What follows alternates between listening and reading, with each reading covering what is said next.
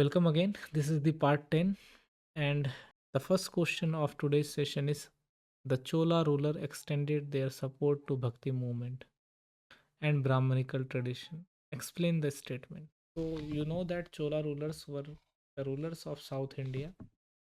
They supported Brahmanas, right? How? They often giving land grants to the Brahmanas, right, for making temples of Vishnu and Shiva, right? Even sometimes they were making himself up big temples in their kingdom, right? They also supported in collecting and compiling the hymns into a text called Tevaram, right?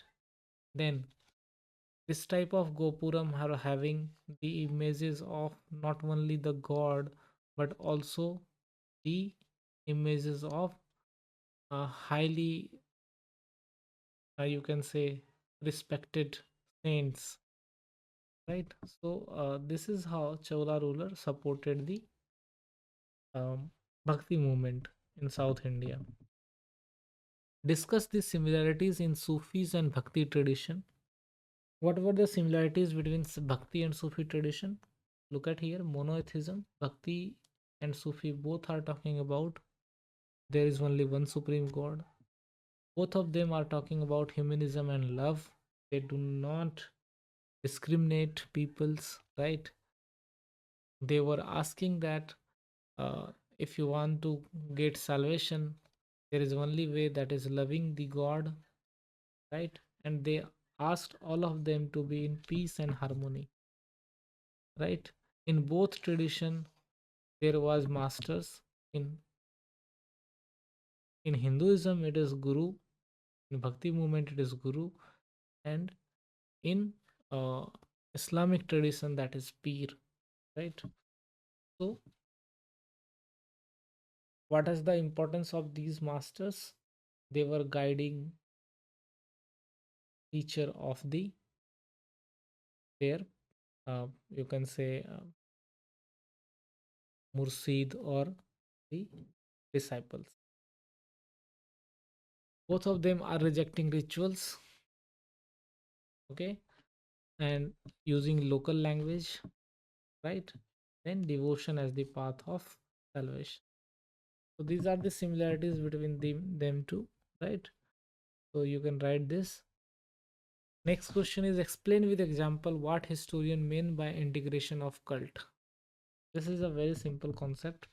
When a main deities of Hinduism are connected with some local god, right?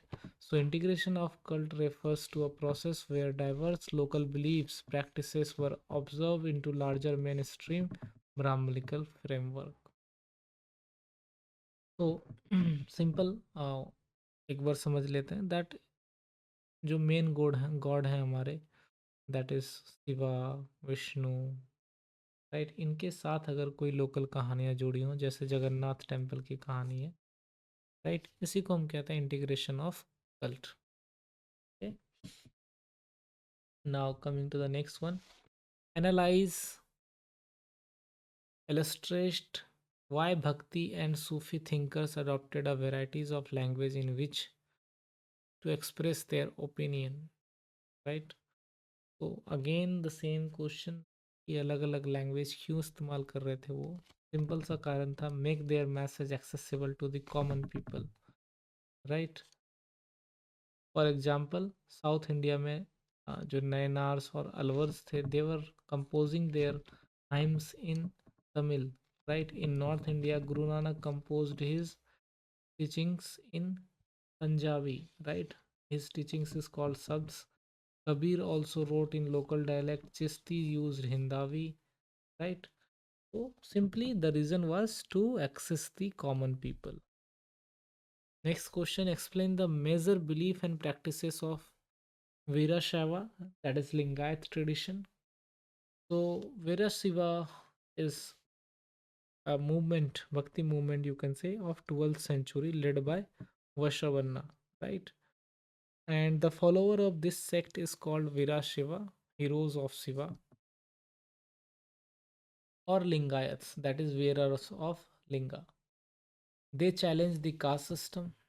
They are the portion who are wearing sibling on their left shoulder, right? They rejected practices like cremation prescribed in Dharmsastra. They ceremonially bury their dead, right? वो खुद को मतलब जो लोग मरते हैं उनके body को दफनाते हैं वो भी सेलिब्रेशन के साथ. Why? Because they were believing that this is the unification of the person with the Lord Shiva, and that person will never return to this world. And they are also talking about some social reforms like post puberty marriage and remarriage of widow. So here we come to the end of this chapter. In the next chapter, we are going to begin the Vijayanagar Empire.